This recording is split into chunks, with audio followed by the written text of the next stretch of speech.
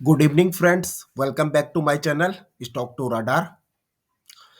आज निफ्टी में निफ्टी और बैंक निफ्टी की हम एनालिसिस करते हैं। उससे पहले हम देखते हैं कि कल मैंने निफ्टी और बैंक निफ्टी की एनालिसिस में क्या बोला था। चलो भाई, देखो अब मैं क्या करता हूँ। तो यहाँ पे कल मुझे एक लग रहा है कि एक यहाँ पे छोटा सा इनसाइड बार बनना चाहिए।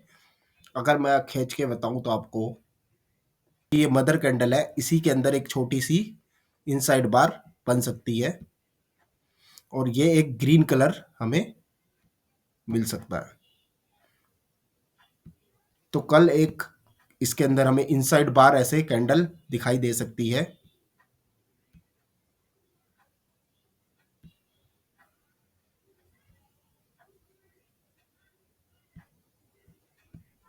तो ये एक ग्रीन कलर की हमें एक इनसाइड बार कल नजर आ सकती है।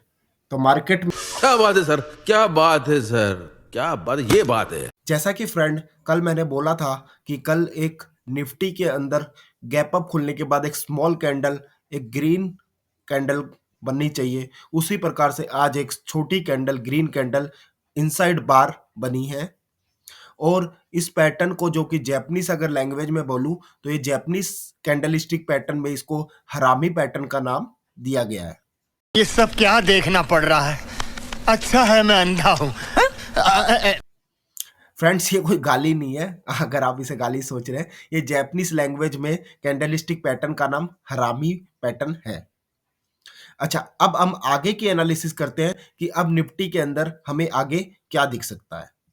तो फ्रेंड्स, जैसे कि ये एक आज एक स्मॉल बैडी कैंडल बनी है और उसके बाद पूरे दिन जो है निफ्टी उसी रेंज में काम करता गया। अगर मैं आपको स्मॉल टाइम फ्रेम पे लेके चलूं तो आप देखिए,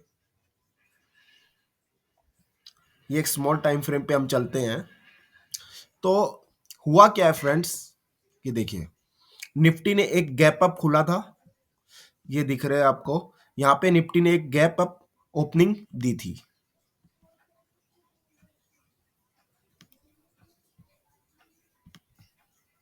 ये देखिए निफ्टी यहाँ पे एक गैप अप खुला था। गैप अप खुलने के बाद यहाँ पे उसने एक गैप बनाया था। अगर मैं आपको गैप दिखाऊं तो ये देखो, ये गैप है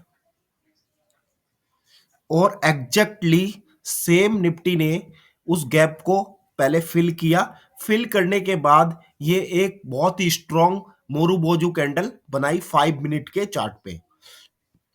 ये पूरी मोरूबोजू कैंडल जो 5 मिनट के चार्ट पे बनने के बाद पूरे दिन निफ्टी एक सिर्फ रेंज में ट्रेडिंग करता रहा।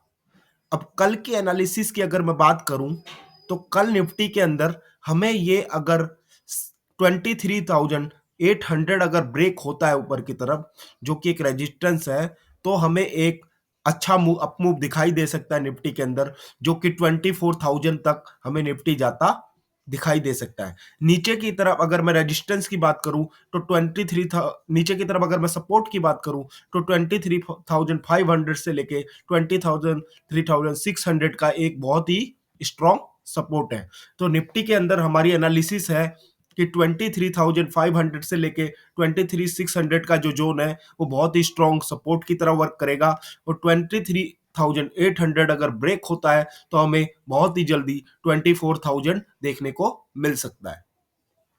अब हम बैंक निफ्टी का चार्ट देखते हैं। बैंक निफ्टी के चार्ट में भी एग्जैक्टली जो हमारा सपोर्ट एरिया था, उस सपोर्ट एरिया पे निफ्टी ने एक स्मॉल बॉडी कैंडल बनाई है। बट मैंने जैसा कि कल अपने वीडियो में बताया था कि ये जो ट्रेंड लाइन है ये एक रेजिस्टेंस का वर्क कर सकती है। तो ये आने वाले समय में ये एक रेजिस्टेंस की तरह वर्क करेगी। अगर ये बैंक निफ्टी का प्राइस एक्शन इस रेजिस्टेंस को तोड़ के ऊपर चला जाता है तो मैं एक अप मूव दिखाई देगा। तब तक के लिए 49,500 से लेके 49,800 का जो जोन है वो डिमांड जोन रहेगा और 50,500 से लेके 50,800 का जो जोन है वो एक रेजिस्टेंस की तरह वर्क करेगा। आइए फ्रेंड्स, अब हम Nifty small cap, mid small cap section में चलते हैं।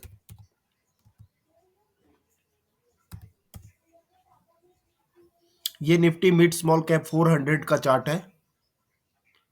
इसमें भी एक स्मॉल बॉडी कैंडल आपको नजर आ रही है, वही यहाँ पे डिमांड लिया है। तो सेम इसमें भी हमारा व्यू वही रहेगा कि अगर ये ऊपर की तरफ एक अगर 20,000 ब्रेक कर देता है तो हमें एक अप रेंज दिखाई देगी। अदरवाइज ये 19,600 का एक सपोर्ट जोन है जो कि पहले भी इसने डिफेंड किया है।